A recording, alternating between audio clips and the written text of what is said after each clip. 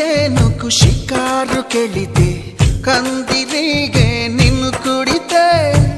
మంతనాలు మొదలవుతుంటే మందు నేనే ఇస్తుంటే పెదవి గిలిపై పైన పూస్తే